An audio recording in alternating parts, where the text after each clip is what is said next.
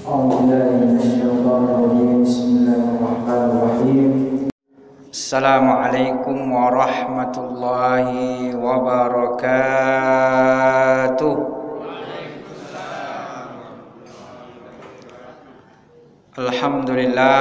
Alhamdulillahi rabbil alamin, bi ni'matihi tatimmus shalihat wa bi fadlihi tatanazzalur rahmat wa bi karamihi tunalul barakat wa bi afwihi tubaddalus sayyi'atu bil hasanat. Asyhadu an la ilaha illallah wa asyhadu anna sayyidana Muhammadan abduhu wa rasuluh. Allahumma salli wa sallim ala sayyidina Muhammadin wa ala alihi wa ashabihi ajma'in. Subhanaka la ilma lana illa ma 'allamtana innaka antal alimul hakim.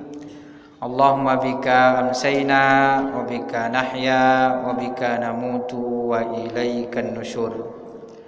Bismillahilladzi la yadurru ma'asmihi syai'un fil ardi wa la fis sama' wa huwas sami'ul alim. Bismillahi masyaallah la haula wa la quwwata illa billahil aliyyil azim. Amma ba'd. Yang saya hormati pengurus Masjid Al-Kautsar beserta seluruh para jamaah salat maghrib, kaum muslimin dan muslimat yang insyaallah dimuliakan Allah Subhanahu wa taala. Kembali kita bersyukur kepada Allah dan mengucapkan alhamdulillahi rabbil alamin, karena dengan nikmatnya lah kita bisa berada di tempat yang baik, di tempat yang insyaallah dimuliakan Allah Subhanahu wa taala. Mudah-mudahan keberadaan kita di tempat ini menjadi pertanda cinta Allah kepada kita semuanya. Salawat dan salam kita sampaikan kepada baginda Rasulullah sallallahu alaihi wasallam sebagai nabi tauladan kita, sebagai nabi yang mulia, nabi akhiruz zaman, yang mana dalam diri beliau kata Allah Subhanahu wa taala, laqad kana lakum fi rasulillahi uswatun hasanah. Itu menjadi contoh, menjadi tauladan bagi kita, yang mudah-mudahan dan kita banyak berselawat kepada beliau dan mengucapkan Allahumma salli ala sayyidina Muhammad wa ala ali sayyidina Muhammad. Assalamu alayka ya Rasulullah, assalamu alayka ya Nabi Allah. Mudah-mudahan dengan kita banyak berselawat kepada beliau, maka kita semua mendapatkan syafaatnya nanti di yaumil akhir dan kita masuk surga bersama dengan beliau. Amin ya rabbal alamin. Bapak Ibu kaum muslimin dan muslimat, jamaah salat maghrib yang dimuliakan Allah Subhanahu wa taala. Alhamdulillah kita kembali mengkaji tentang kitab fikih, dan kita sudah selesai membahas tentang fikih ibadah, di fikih yang terkait dengan ibadah kita kepada Allah Subhanahu wa taala, yaitu fikih salat, fikih toharo, tata cara bersuci. Dan juga sebelum ini kita mengkaji tentang fikih berkaitan dengan masjid. Dan alhamdulillah juga kita sudah khatam. Maka pada kesempatan kali ini kita masuk yaitu fikih muamalah. Di fikih muamalah ini adalah maksudnya adalah fikih sosial, fikih interaksi. Karena para ulama selain membahas daripada ibadah juga membahas perkara muamalah, atau bahasa yang biasa kita dengar hablum minallah dan hablum minan nas. Hubungan kita dengan Allah dan juga hubungan kita terhadap sesama manusia. Para ulama kita ketika membahas tentang muamalah ini, yang pertama yaitu hal-hal yang perlu diperhatikan dalam muamalah atau sebagai pengantar dalam muamalah. Yang pertama, kata para ulama kita, dalam bermuamalah ini itu juga bisa menjadi sebagai bentuk ibadah. Jadi kalau sholat ibadah, puasa ibadah, kemudian zakat ibadah, maka muamalah, interaksi atau sosial itu juga bisa bernilai ibadah. Jadi ibadah ini tidak hanya di masjid, tapi juga bisa di luar masjid. Ibadah tidak hanya di masjid, tapi bisa juga di pasar. Jadi ibadah kita di masjid, juga di pasar bisa ibadah. Maksudnya bukan sholat di pasar, tapi masuk pasar, jual beli, itu bisa bernilai ibadah. Maka ibadah ini adalah sesuatu yang sifatnya umum, global. Ada yang sifatnya adalah hubungan dengan Allah, ada yang sifatnya ibadah ini berkaitan dengan muamalah. Maka para ulama kita mengatakan bahwa bagaimana muamalah ini menjadi bernilai ibadah, yaitu yajibu 'alal muslimi qabla al-bad'i fi ayyi muamalatin ayastahdira an-niyyah as-shadiqah. Jadi intinya bagaimana muamalah ini bisa menjadi ibadah, nilai ibadah. Jadi pertama, dia dalam bermuamalah itu dia berniat yang baik. Jadi ada niat yang baik dalam dia bermuamalah. Apa maknanya? Kalau dia muamalahnya ini misalnya adalah untuk jual beli, maka dia niatkan untuk jual beli yang baik. Karena dalam jual beli ini ada baik, ada buruknya juga gitu. Apa baiknya dalam jual beli ini? Ya banyak baiknya. Mencari rezeki yang halal. Jadi bisa jadi orang jual beli ini fungsinya adalah mencari nafkah yang halal, mencari rezeki yang halal. Jadi tergantung niatnya. Apa buruknya dalam jual beli? Menipu, membohongi. Ini berapa harganya? Oh, ini harganya mahal. Padahal tidak terlalu mahal. Ditawar, oh itu saya udah rugi kalau begitu, padahal masih untung. Cuman biar untungnya lebih banyak lagi, dia berbohong. Ini jadi dalam muamalah dia berdosa. Kenapa? Karena dicampur dengan kebohongan dan kedustaan. Jadi perkara muamalah pun bisa bernilai ibadah. Maka bagaimana dalam muamalah agar bernilai ibadah? Ayastahdira an-niyyah as-shadiqah. Jadi menghadirkan niat yang baik. Jadi dalam muamalah itu dia mulai dengan niat yang baik. Bahwa bagaimana dalam muamalah ini juga mengikuti tuntunan Rasulullah sallallahu alaihi wasallam. Karena Nabi juga bermuamalah. Nabi memang mendapatkan wahyu, menyampaikan Al-Qur'an, menyampaikan apa yang disampaikan oleh malaikat Jibril. Tapi di sisi lain juga Nabi sebagai manusia biasa, Nabi juga melakukan aktivitas muamalah. Maka Nabi SAW juga mengajarkan kepada kita nilai-nilai muamalah yang baik. Maka niat sangat menentukan. Jadi niat kita ini dalam muamalah itu menentukan apakah muamalah kita itu bernilai ibadah atau tidak. Makanya dalam hadis Nabi SAW, innamal a'malu binniyat.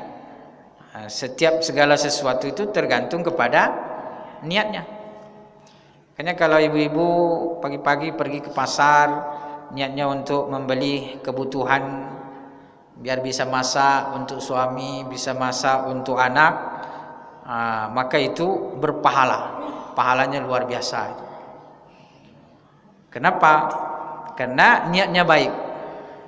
Maka nanti setiap yang dimasak, dimakan oleh suami, dimakan oleh istri, maka setiap jerih payah keringat ibu-ibu itu bernilai pahala yang sangat besar di sisi Allah Subhanahu wa taala. Itu menjadi wasilah untuk masuk surga. Nah, jadi muamalah ini juga bisa bernilai ibadah, tergantung kepada niatnya. Makanya Nabi sallallahu alaihi wasallam mengajarkan agar muamalah itu dia menjadi wasilah untuk berpahala. Maka tadi niatnya adalah niat yang baik.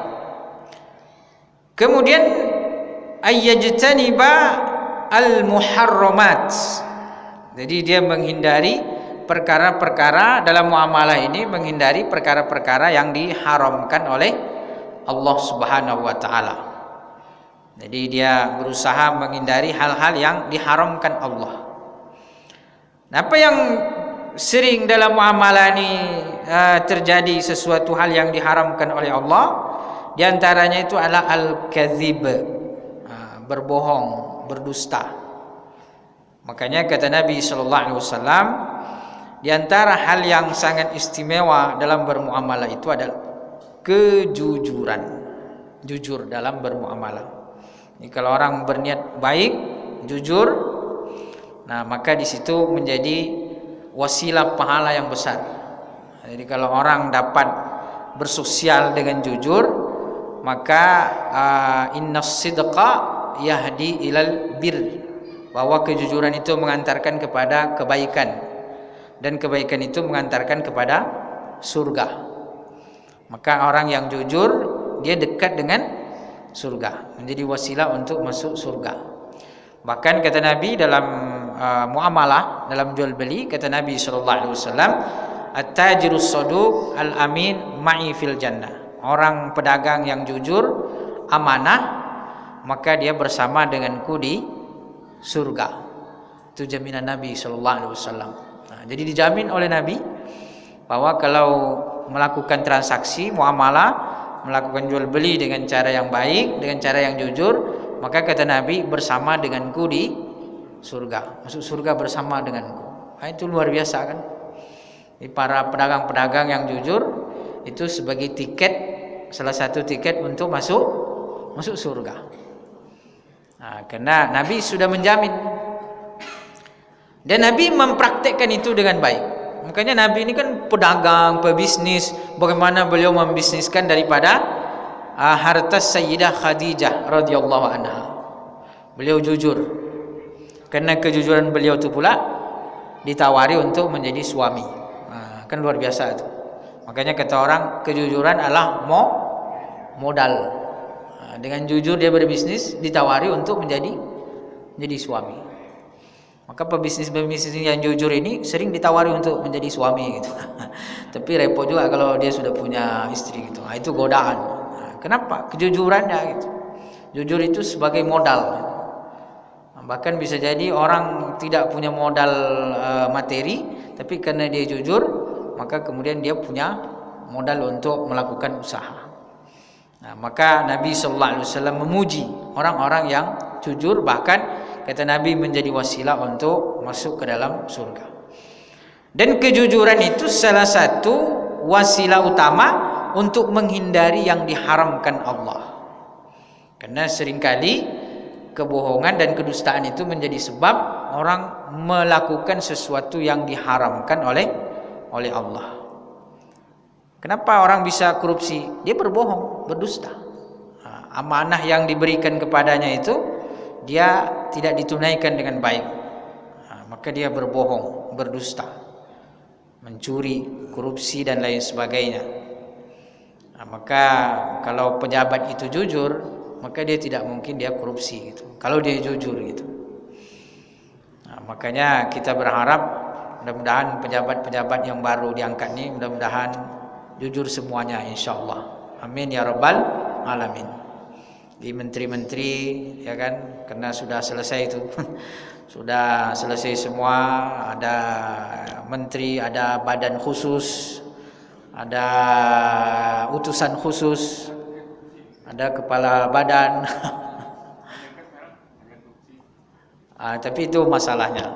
Jadi ya kita tetap berharap kepada Allah hal-hal yang baik gitu. Walaupun memang ya tantangan orang yang mendapatkan amanah, mendapatkan jabatan, yaitu adalah kejujuran.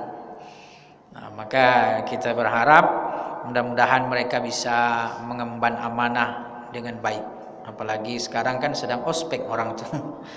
Sedang di ya perkenalan lah mungkin modelnya gitu.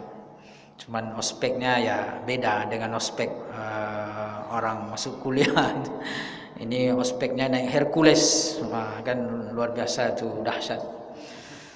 Jadi intinya kejujuranlah modal utama untuk menjadikan muamalah itu sebagai wasilah menjadi amal ibadah. Makanya Nabi SAW mengancam orang yang bermuamalah itu tidak jujur. Suatu hari Nabi SAW, Nabi itu sebagai pemimpin, sebagai kepala negara, beliau memperhatikan aktivitas muamalah para sahabat. Beliau mengunjungi pasar, melihat aktivitas sahabat di pasar. Suatu ketika Nabi SAW mengunjungi pasar dan melihat ada orang menjual buah. Di tumpuknya buah ini, Nabi SAW mendapatkan ilham, mendapatkan wahyu bahwa buah ini di bawahnya ini basah ini. Maka Nabi mengecek dengan tangannya, Nabi memasukkan tangannya ke buah, tumpukan buah tadi, Nabi mendapati di bawah itu basah. Maka kata Nabi SAW, "Ma hadza ya sahibat ta'am?" Kenapa ini wahai pemilik buah? Kata pemilik buah tadi, "Asabahu balalan ya Rasulullah." Tadi kena hujan ya Rasulullah, basah dia. Maka kata Nabi, "Ala tad'u fi fawq?" Kenapa tidak menaruh di atas? Hatta yarahun nas, agar orang bisa melihat. Maka kata Nabi SAW, "Man ghasyana falaysa minna." Siapa yang berbohong dalam muamalah, siapa yang berdusta dalam muamalah, siapa yang tipu menipu dalam muamalah, kata Nabi SAW, bukan ciri daripada umatku. Jadi berbohong, berdusta dalam muamalah, Nabi itu menyangkal sebagai umatnya. Itu bukan umatku, kata Nabi SAW. Oh, ini bahaya kan? Tidak diakui sebagai umat Nabi Muhammad sallallahu alaihi wasallam. Tapi orang sering meremehkan. Maka salah satu hal yang perlu diperhatikan dalam muamalah yaitu al-ijtinabu bima harramahullah. Jadi menghindari segala hal yang diharamkan oleh Allah Subhanahu wa taala. Kemudian juga agar menjadi wasilah ibadah dalam muamalah ini yaitu adalah al-wafa bil ahdi. Al-wafa. Jadi melaksanakan, menepati komitmennya. Kalau dia berjanji, maka dia tepati. Jadi janji itu adalah hutang. Memang masa-masa pilkada ini itu masa-masa mengumbar janji. Jadi banyak janji-janji, pokoknya banyaklah kita dijanjikan. Maka kita ya banyak-banyak berdoa, Bapak Ibu, mudah-mudahan diberikan pemimpin yang baik, pemimpin yang amanah, yang insya Allah mengantarkan negeri kita ini menjadi negeri yang diberkahi oleh Allah Subhanahu wa taala, menjadi negeri yang diberikan rahmat dan kasih sayang oleh Allah Subhanahu wa taala dengan diberikannya pemimpin yang baik, pemimpin yang amanah, pemimpin yang takut kepada Allah Subhanahu wa taala. Jadi al-wafa bil ahdi, komitmen. Jadi omongannya itu bisa dipegang gitu. Jadi menepati janji. Janji adalah hutang, jadi harus ditepati. Makanya kalau ingin mengetes daripada orang ini jujur atau tidak, maka diantaranya adalah dalam muamalah itu, terutama dalam hutang piutang, masalah al-qardu. Makanya Nabi SAW mengatakan bahwa salah satu hal yang sangat penting itu adalah menunaikan hak orang. Kalau ada hak orang sama kita, ada wajibat. Jadi di antara bentuk komitmen yang baik itu, kalau orang punya hak kepada kita, tunaikan dengan baik. Jadi menunaikan kewajiban-kewajibannya dengan baik. Jadi komitmen. Karena kewajiban itu adalah hutang.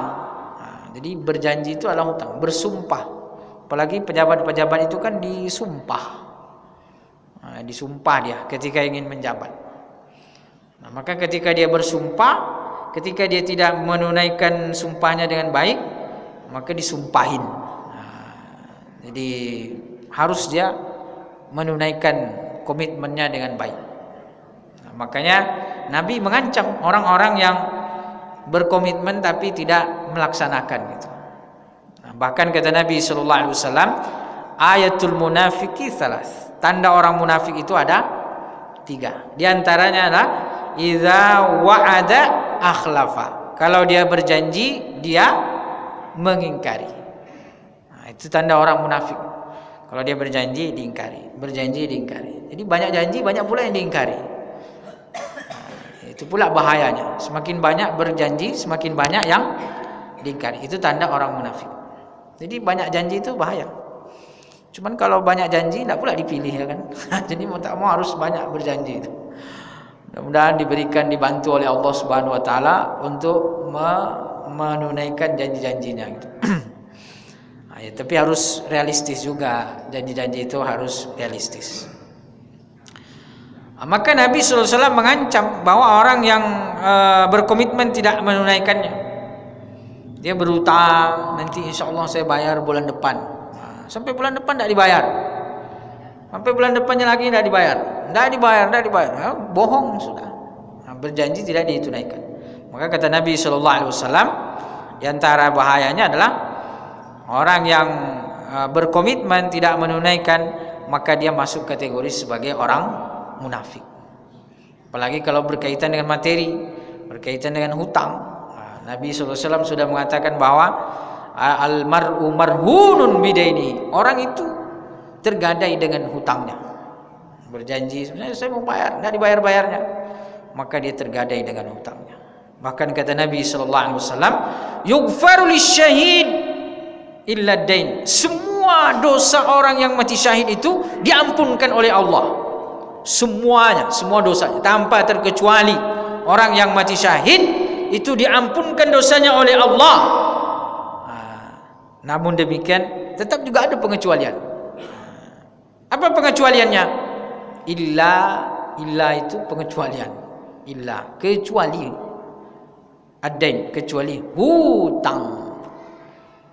Jadi jangan pula terpikir banyak hutang, pergi aja lah ke Palestina berjihad, mati syahid, diampunkan oleh Allah. Tidak. Bayar dulu. Kalau tidak dibayar maka tetap tidak diampunkan oleh Allah. Maka kata Nabi SAW, semua dosa orang yang mati syahid diampunkan kecuali hutang. Kenapa? Karena ini berkaitan dengan komitmen, dengan hak orang. Jadi tidak menunaikan hak orang maka bahaya. Marhunun bidaini, tergadai. Makanya Nabi SAW sampai tidak mau mensolati orang yang berhutang. Tapi itu Nabi. Kalau kita tetap mensolati, jangan pula ada saya tidak mau nyolati, kenapa? Dia ada hutang. Itu khusus untuk Nabi Muhammad SAW. Kalau kita, yang penting sudah diumumkan bahwa si fulan ini kalau ada hutangnya nanti tuntut kepada ahli waris. Jadi tetap disolati. Jadi intinya orang menjadi beribadah berpahala dalam urusan muamalah kalau dia berusaha untuk menunaikan komitmennya. Maka disinilah pentingnya kita kalau ingin berjanji itu harus bisa nggak kita tunaikan ini. Itu sebagai seorang muslim yang baik, fakir qabla an ta'zim. Dipikir-pikir dahulu sebelum diucapkan. Ini bisa nggak saya ini, mampu nggak kira-kira ini. Jadi kalau kira-kira tidak mampu, ya lebih baik tidak berjanji. Jangan semua dijanjikan. Bisa ini, bisa ini aman, bisa ini. Nggak pula pakai insya Allah tuh. Kalau pakai insyaallah, mudah-mudahan insyaallah dengan izin Allah. Wala taqulanna li syai'in inni fa'ilun dzalika ghada. Janganlah mengatakan bahwa saya akan melakukan ini besok kecuali menyertakan dengan kata insya Allah, kalau Allah berkehendak. Nah, ketika kita berjanji itu harus disertai dengan kesungguhan di dalam hati bahwa kita akan menunaikan. Harus disertai dengan kesungguhan. Karena kalau mengucapkan di lisan tapi meremehkan dalam hati, santai aja lah. Yang penting ucapkan dulu. Masalah bisa atau tidak nanti urusan belakang. Itulah munafik itu. Jadi tidak sesuai dengan apa yang diucapkan dengan apa yang di dalam hati.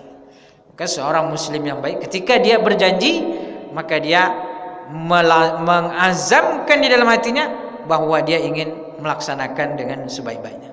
Adapun nanti tidak bisa terlaksana karena mungkin terhalang atau memang tidak bisa, maka insyaallah Allah maha pemaaf.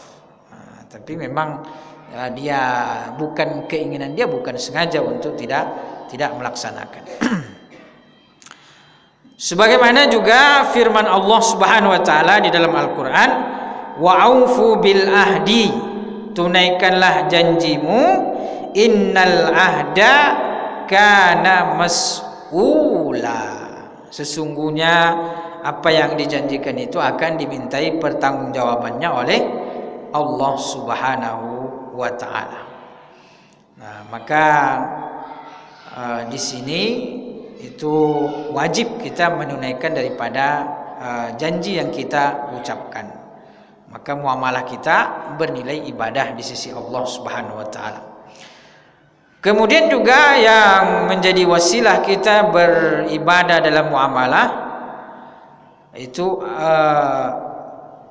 al-infaqu 'alal hajat al-asliyah li taqwiyah ala ibadatillah. Nah, jadi apa yang kita lakukan itu dalam muamalah semuanya kita niatkan untuk menolong kita di dalam beribadah kepada Allah. Nah, jadi misalnya kita muamalah dalam mencari rezeki, maka kita niatkan rezeki yang kita peroleh itu adalah menolong kita untuk beribadah kepada Allah, wa ada'il faraid, dan juga menunaikan kewajiban. Nah, maka orang yang mencari harta, mencari rezeki itu tidak tercela di dalam Islam. Jadi kalau kita bekerja mencari harta, mencari duit, itu sebenarnya tidak tercela di dalam Islam. Maka tidak apa-apa orang bilang mata duitan. Ya memang kita butuh duit kan gitu. Nah, jadi berorientasi uang, berorientasi harta, berorientasi duit, ya kita tidak munafik bahwa kita itu butuh duit. Kata orang kan mafi fulus mampus. Tidak ada fulus, mampus. Apalagi sekarang semua serba mahal. Pertalit mahal, bukan hanya mahal, harus pula install apalagi kan. Jadi mahal prosedurnya, habis itu apa lagi? Pokoknya serba mahal. Pendidikan. Jadi kita butuh. Jadi kata ulama, al-malu silah. Jadi harta itu adalah sebagai senjata. Apa maksudnya sebagai senjata? Senjata bagi kita untuk menghindarkan kita dari keburukan. Sehingga dengan harta yang kita punya, kita penuhi kebutuhan kita, maka hati kita tidak berniat untuk mengambil hak orang lain. Jadi al-malu silah. Jadi harta itu adalah sebagai senjata. Kalau orang bilang cari duit aja, tidak apa-apa. Dalam Islam itu tidak tercela mencari duit. Bahkan Nabi bilang carilah dunia seolah-olah engkau hidup untuk selamanya. Bahkan yang tercela itu kalau dia punya tanggungan, punya kewajiban, tidak mau nyari rezeki, nyari harta, tercela dia. Nabi mencela orang-orang yang, maksudnya itu Islam itu mencela orang-orang yang malas gitu. Tidak boleh. Bahkan kata Nabi, ada dosa yang mana dosa itu tidak diampunkan dengan istighfar. Ya Allah ampunkan saya, astagfirullahaladzim, menetes air matanya sampai habis air mata, tinggal lagi darah, menangis darah, minta ampun kepada Allah, tidak diampunkan oleh Allah. Dosa apa itu? Kata Nabi SAW, dosa melalaikan kebutuhannya sendiri. Dia butuh makan, tidak cari, malas dia, tidur aja, santailah. Kalau memang rezeki pasti datang, tapi tidur dia. Akhirnya dia lapar, akhirnya dia minta-minta, padahal dia mampu bekerja, menyusahkan orang. Itu dosa itu tidak diampunkan oleh Allah dengan cara istighfar. Dia punya istri, punya anak, tidur di rumah. Apa tidur? Santai aja lah. Kalau rezeki tidak kemana, pasti kita dapat. Dikiranya duit itu bisa turun dari langit langsung. Jadi pamale. Itu akhirnya yang ditanggung itu jadi lapar, kelaparan. Akhirnya jadi minta-minta, merendahkan dirinya. Maka kata Nabi, dosa itu, dosa melalaikan kewajiban dalam mencari nafkah, tidak diampunkan Allah dengan cara beristighfar kepada Allah. Tapi apa kata Nabi sallallahu alaihi wasallam? Yaghfiruha al-humumu fi talabir rizki. Diampunkan oleh Allah dengan cara keluar dari rumah, gerakkan tanganmu dan kakimu, admanulaka rizqan, gerakkan tangan dan kakimu, aku jamin rezekimu, kata Allah. Jadi harus dengan cara bergerak. Makanya Islam itu memuji orang-orang yang bergerak. Bahkan Nabi mendoakan orang yang bergerak di pagi hari, Allahumma barik li ummati fi bukuriha, ya Allah berkailah umatku di pagi harinya. Allah memuji, Nabi memuji, mendoakan orang-orang yang bergerak di pagi hari. Ini tidur pagi-pagi, tidur dia. Maka kata orang tua, tidur pagi rezeki dipatok ayam. Rezekinya dipatok ayam. Duluan pula ayam bangun daripada dia. Jadi tidak salah itu. Islam tidak mencela kita mencari uang, mencari harta. Justru dicela ketika dia malas-malasan. Tetapi dengan dia mencari rezeki dan harta ini, dia niatkan untuk melaksanakan kewajiban. Maka ketika dia dapat harta, dapat uang, sampai dia punya simpanan banyak, 200 juta, setahun tidak dibelanjakan, maka zakatnya 5 juta. 200 juta tersimpan selama 1 tahun, maka punya kewajiban. Itu maksudnya. Jadi apa yang dilakukan dalam muamalah itu tidak menghalangi dia untuk menunaikan kewajiban. Dia tersimpanlah hartanya 200 juta, maka sampai 1 tahun dia punya kewajiban zakat berapa? 5 juta. Karena 2,5% kan. Jadi kalau 100 juta, 2,5 juta. 200 juta, 5 juta. Kan 2,5%. Di 200 juta, 5%-nya 5 juta. Cuma 5 juta. Jadi ringanlah insya Allah. Allah tidak minta 20%. 20% banyak, 40 juta. Ini 2,5% aja Allah minta. Tapi kadang-kadang sudah terlanjur orang terlalu cinta harta. 200 juta, zakatnya berapa? 5 juta. Kok banyak kali ya? Bisa didiskon nggak Ustaz? Jadi zakat pun mau didiskon juga. Ada diskon ya? Tidak bisa. Karena Allah sudah mengatakan bahwa kalau zakat itu uang tersimpan, dia memenuhi kriteria tersimpan selama 1 tahun, maka zakatnya 2,5%. Nah, jadi artinya apa? Dengan apa yang dia punya dari muamalah itu tidak menghalangi dia untuk melakukan kewajiban kepada Allah Subhanahu wa taala. Jadi justru menjadi pahala. Jadi dia melaksanakan kewajiban itu, dia berpahala ketika mencari rezekinya, mencari hartanya, dan ketika dia berzakat berpahala lagi. Maka Bapak Ibu, wasilah muamalah ini menjadi wasilah yang baik untuk kita memperbanyak pahala, memperbanyak ibadah. Maka ibadah ini tidak hanya dalam masjid tapi juga di luar masjid. Di pasar beribadah juga kepada Allah Subhanahu wa taala. Itu hal-hal yang menjadi wasilah untuk kita bagaimana menjadikan menjadikan perkara muamalah itu sebagai wasilah untuk memperbanyak ibadah kepada Allah Subhanahu wa taala. Baik, Bapak Ibu yang dimuliakan Allah Subhanahu wa taala, itu sebagai pengantar dalam muamalah. Kalau ada tanya jawab barangkali atau diskusi sebelum habis waktunya, maka dipersilahkan kalau ada. Ya, silakan Bu. Muamalat. Muamalah itu artinya ini, interaksi. Berinteraksi. Jadi bermuamalah itu artinya apa? Berinteraksi. Nah, memang kalau dalam fikih muamalah itu biasanya interaksi masalah jual beli, interaksi masalah sewa menyewa, interaksi masalah bisnis, itu lebih ke situ biasanya gitu. Nah, itu biasanya disebut fikih muamalah. Jadi fikih muamalah itu disebut juga dengan fikih jual beli, fikih sewa menyewa, fikih pokoknya berkaitan dengan inilah masalah harta gitu. Nah, itu maksudnya Bu. Ya, silakan.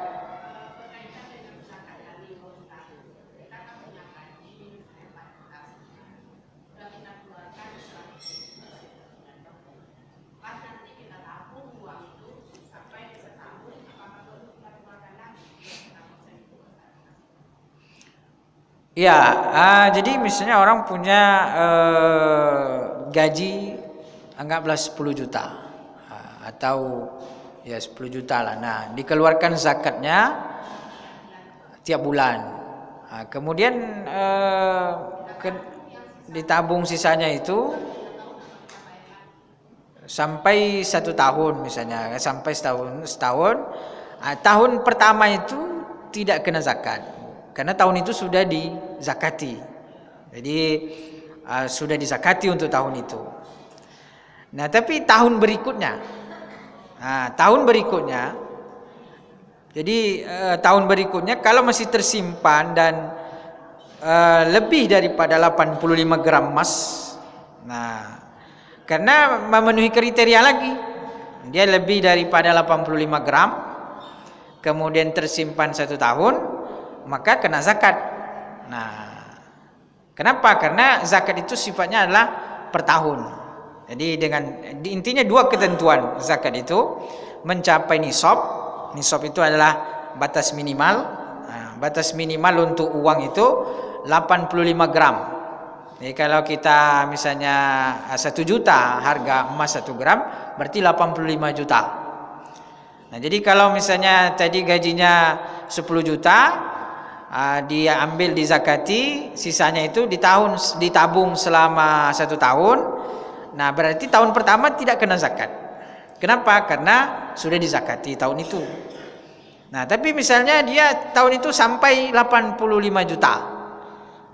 Maka 1 tahun ke depan tidak terbelanjakan atau tidak berkurang daripada 85 juta, maka setahun yang akan datang kena zakat balik gitu. Nah, jadi dia per tahun gitu. Itu kalau dia zakat uang atau zakat emas itu. Itu wallahu a'lam.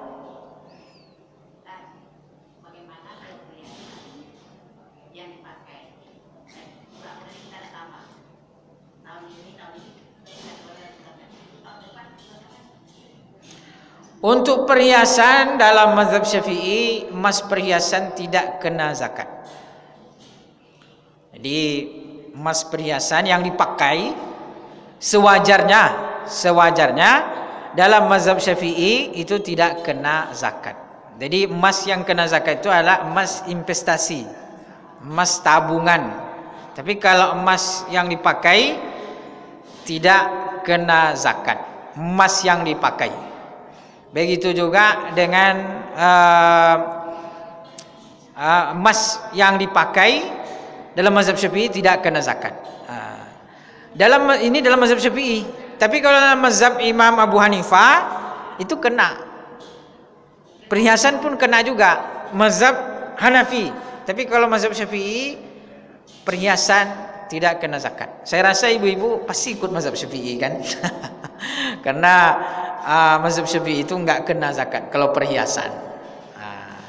Jadi emas perhiasan tidak kena zakat. Emas perhiasan. Sama abang-abang yang dipanggil emas juga tidak kena zakat. Tapi emas yang dizakati itu adalah emas simpanan. Bukan emas-emas simpanan ya Bu, tapi emas yang disimpan. Jadi emas yang disimpan itu dengan tujuan investasi dengan dua ketentuan, mencapai nisab 85 gram. Nah, jadi kalau ibu menyimpan 70 gram, walaupun itu simpanan investasi, walaupun bertahun-tahun tidak kena zakat, karena tidak mencapai nisab gitu.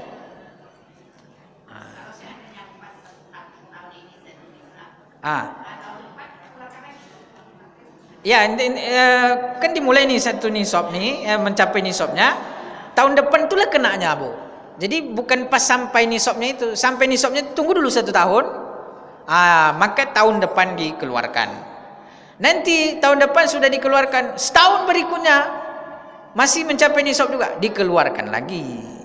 Karena dia intinya mencapai nisab tersimpan 1 tahun. Nah, jadi per tahun dia. Jadi zakat uang, zakat emas itu sifatnya adalah per tahun. Nah, wallahu a'lam bissawab. Pas waktunya. Nah, itulah yang dapat kita kaji, mudah-mudahan memberikan manfaat. Mudah-mudahan kita diberkahi oleh Allah Subhanahu wa taala. Kita memperbanyak doa, diberikan pemimpin yang baik di negeri kita ini di Riau, dan juga mudah-mudahan saudara-saudara kita di Palestina segera diberikan kemenangan oleh Allah Subhanahu wa taala. Billahi taufiq wal hidayah wa ridha wal inayah. Subhanakallahumma wa bihamdika nasyhadu an la ilaha illa anta nastaghfiruka wa natubu ilaik. Wassalamu alaikum warahmatullahi wabarakatuh.